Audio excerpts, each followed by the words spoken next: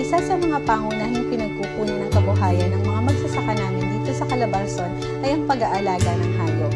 Kabilang dito ang mga katutubong baboy.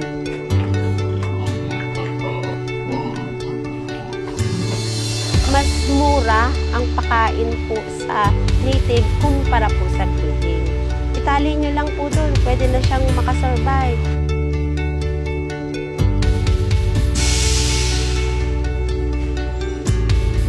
Ang kagandahan ng native na ito ay makukuha ng isang pangkaraniwang tao. Kaya po ang laman ng inipaprocess naming native, maganda po ang himaymay niya, maganda ang kulay.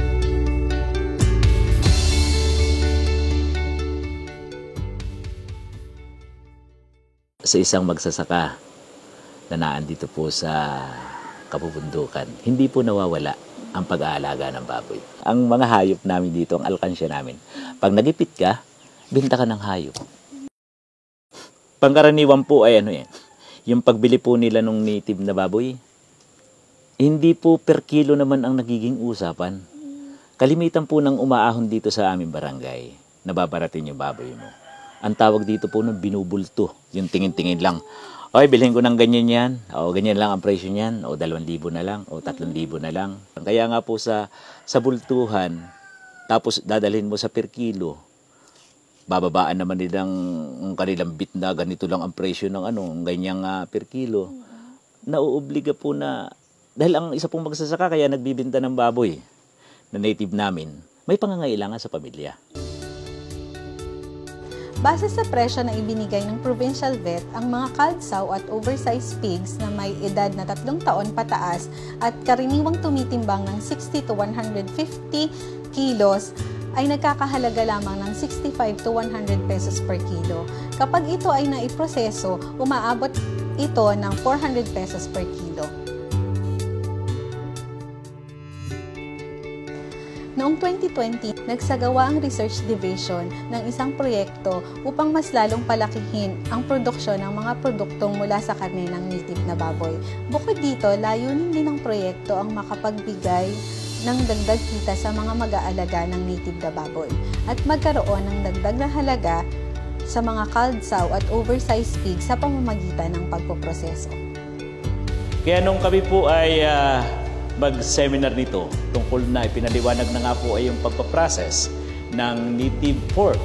Pagdating po dito namin, nasa labas po yung pina-slaughter na baboy, tatanggapin ko yun, titimbangin namin. Pagkatimbang po dito, ilalagay na namin doon sa aming freezer. Tapos kukuha po kami ng isang block ng baboy.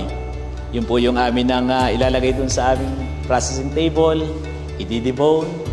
Pagkatapos pang ma-debone, ito po ay ilalagay namin sa freezer. Pag napatigas na, papadaanin po namin sa slicer ito.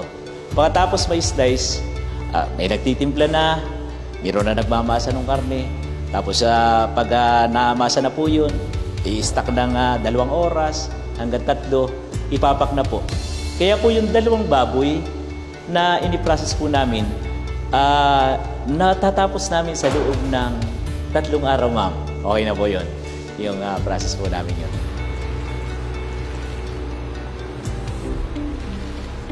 Maganda ang kita sa processing ng meat products. Maliban sa mas maganda ito sa ating kalusugan, mas magiging mataas ang kita ng mga native pig raisers.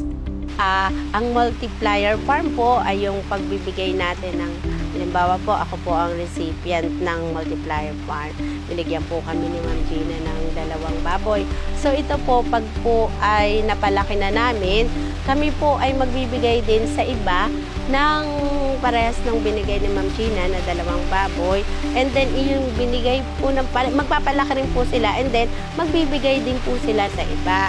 Nakakatulong po ang multiplier farm sa processing dahil po ay dito po nila kinukuha yung baboy na gagawin sa meat process. So sa ganoong paraan po, hindi po matitigil yung paggawa at pag-process namin ng meat process dahil po dun sa multiplier farm na proyekto. Dahil meron po tayong source of raw materials. Nakakatulong din po ito sa amin dahil una po sa lahat, pag napalago namin at marami yung inianak ng baboy, base dun sa magandang pag-aalaga, makakabenta po kami ng mga lechonin o kung yung biik at saka yung process na binibili ni na Kuya Andy ay malaking bagay po na kung saan nakakatulong po sa aming pang-araw-araw na kapitan. Itong January na, huli po namin ini-process na medyo malaki-laki ang kita. Yung po yung 2 baboy na malaki po yung baboy. Ang ganda po ng laman niya. Nung i-process po namin yon, nakabuo kami ng aming na-i-process na ito po ay sama-sama na. May tapa, may tusino, may longganisa. Nagkaroon po kami ng pack o yung inipapak namin na 251 pack. Oo, ang dami. Kaya tuwa po kami noon. Magkano isang pack? O nasa 100 mahigit.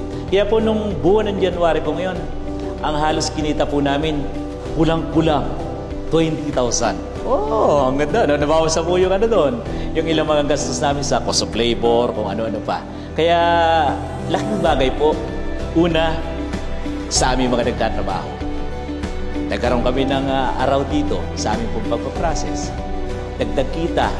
At ngayon po sa kasalukuyan, kami po ay patuloy na nagpa-process ng native po ito, native pork, na kung saan ang kagandahan ng native na ito ay makukuha ng isang pangkaraniwang tao yung kalusugan. Taus-puso kaming nagpapasalamat sa DA Bar sa patuloy nilang pagsuporta sa aming mga proyekto dito sa Calabarzon.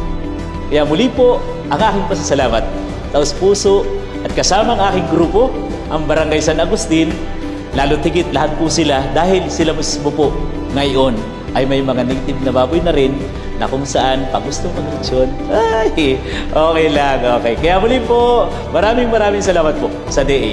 Thank you po.